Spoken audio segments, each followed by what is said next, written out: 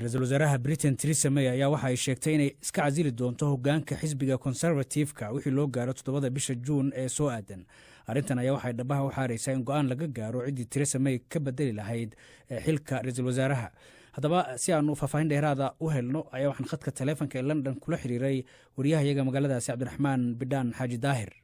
فتاحوا سيدات شكتي رئيس الوزراء إنجريس كتريسا ماي أيا كنا واخذ إنه تضبط جون حكم كتجسو مدبا إمي كويكلا لا دمشق أو سياسة هذه ويفا شلمان كسب سنين بريكسيت كبحضو حسب جدنا وكلا قيب سنة لكن سمانت الدرين وين أيا كم وقضي يدو علم أينده هذا كسو يستاكتي يدو مركزي كهالليس سيدا أنا يقول ليسن مدحتني مداسي أن أي هيسي أو سيدا دكتاينا كلوريك ديفيد كاميرون يأرينتم بريكسيت أو دال كان كرفتي وحاني تريد Deep regret to me that I have not been able to deliver Brexit. waa arrin aan hadda jeer ka qowmayn doono in aan suuragelin waayo in Britain ay ka baxdo midowga Yurub in la dhaqangeliyo aftida dadweynaha waa arrin u taalo qofka xilka igala wareegi doono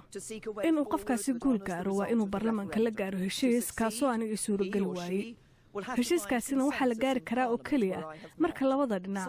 ee doodaya ay isu tanaasulaan. Such a consensus can only be reached if those on all sides of the debate are willing to compromise. waa tahay bidhaanow marka Theresa May waatay 3 sanadood ka hor xilka kala wareegtay David Cameron ra'iisul wasaarihii Britain xilligaasi kaas oo xilka baneeyay kadib markii dadka Britain intooda badan ay u codeeyeen inay midowga Yurub isaga baxaan. shaqadeedana markaasi waxay ahayd inay arrintaas fuliso tiina umaanay suuragelin marka arrimaha miyay ka hadashay عجيرة إن أدب وجهها الشيء إن أينا كوجولي سام بريكسيت لكن سوى حويان إمك ودكت هاي حس بجد أردن أياد موتا إن أي مصيبة ده هيسطو يدي بعطان يوروب كوسابسن مد إيدا كوكوان معها لكن إيدو ويكود ده شيء ودكت هاي صدق شر أي كوفشلنتي هشيس كأي يوروب لا سوق شيء إنه برلمان كمرة تاسينه حكينتي إنه ودن كخلخل سياسة وين أي كوردو إيدو أرمها سكار لسنا وحايتري. I feel as certain today as I did 3 years ago. waxaan dareemayaa sidii aan dareemay 3 sano ka hor taasoo ah dimuqraadiyadda in ay tahay inaad fursad siiso dadka aadna leedahay awood aad ku meelmariso wixii ay go'aansadeen waana sameeyey wax walbo ay arrintaasi ku suurtagelayso